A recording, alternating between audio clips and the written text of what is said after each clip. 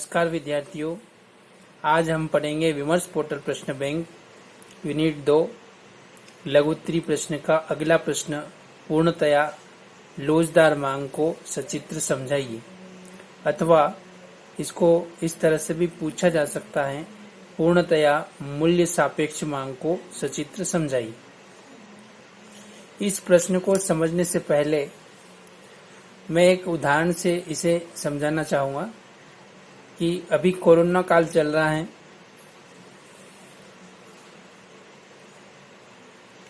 Mask की कीमत में यदि कोई परिवर्तन न हो, फिर भी कोरोना काल के कारण मास्क की मांग में वृद्धि हो जाए, तो इस तरह की जो मांग होगी वह पूर्णतया लोचदार मांग कहलाएगी।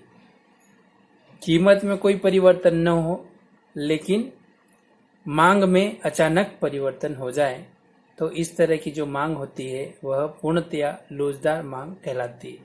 या तो मांग बढ़ जाए या मांग घट जाए। अभी जो उदाहरण बताया था वो मांग बढ़ने का बताया था। एक उदाहरण से और समझें कि अभी इस समय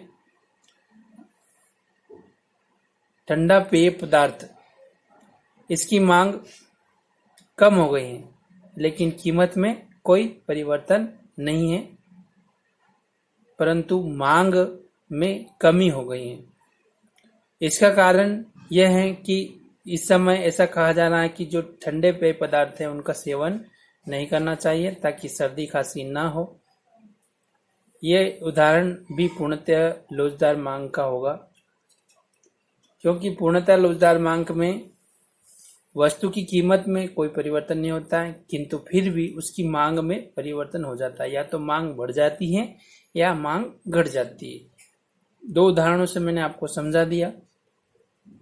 अब इसको परिभाषा के रूप में समझे तो पूर्णतया लोचदार मांग जब किसी वस्तु की कीमत में कोई परिवर्तन नहीं होता है, फिर भी उसकी मांग में परिवर्तन हो जाता है, तो ऐसी मांग को पूर्णतया लोचदार मांग कहते हैं। चित्र में इसको अगर समझें तो चित्र में y अक्ष पर हमने ले लिया वस्तु का मूल्य, या हम कह सकते हैं वस्तु की कीमत, और x अक्ष पर हमने ले लिया है वस्तु की मात्रा। मात्रा कहो या मांग कहो, वस्तु की मांग कहो, एक ही बात है। यहाँ पर हम देख रहे हैं कि वस्तु की कीमत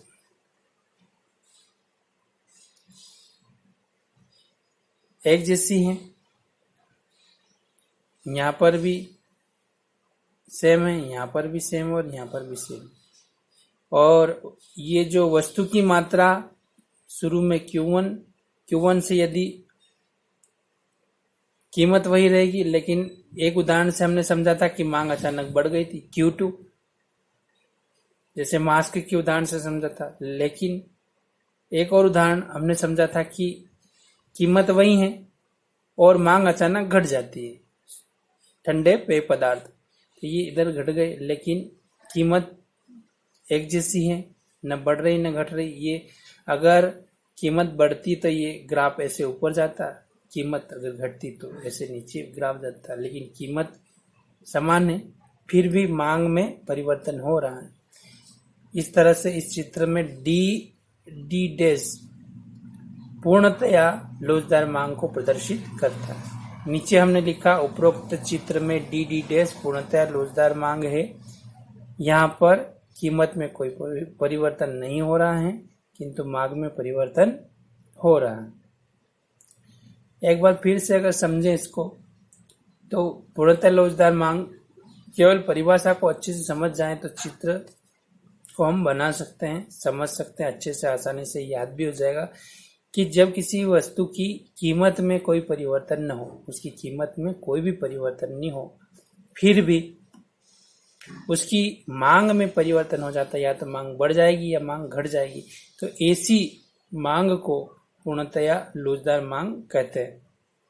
चित्र में हमने x अक्ष लिया, y अक्ष लिया। x अक्ष पर वस्तु की मात्रा को लिया, y अक्ष पर वस्तु के मूल्य को लिया। फिर यहाँ पर तीन कंडीशन है, Q1, Q2 और Q3। प्रारंभिक समय में Q1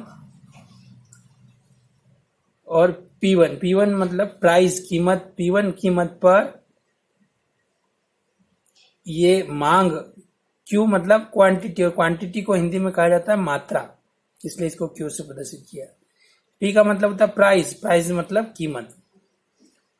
यहाँ पर Q1 मात्रा पर कीमत P1 और मात्रा Q1 है। इसी कीमत पर अचानक ये मांग बढ़ गई Q2। कीमत वही है, नाम जरूर बदल दिया, लेकिन कीमत का जो वैल्यू है वो सेम है। और यहाँ पर हम देखें तो Q1 से जो है मांग एकदम घट गई। एक उदाहरण से हमने समझा था ठंडे पेय पदार्थ वाले उदाहरण में कि कीमत वही है और ये जो है मात्रा या मांग कम हो गई। नीचे लिखा उपरोक्त चित्र में डी डैश पूर्णतः लोचदार मांग को प्रदर्शित करती है। यहाँ पर कीमत में कोई परिवर्तन नहीं हो रहा है, किंतु मांग में परिवर्तन हो रहा है। इस प्रकार ये प्रश्न पूर्ण हुआ। नमस्कार, कल फिर मिलेंगे।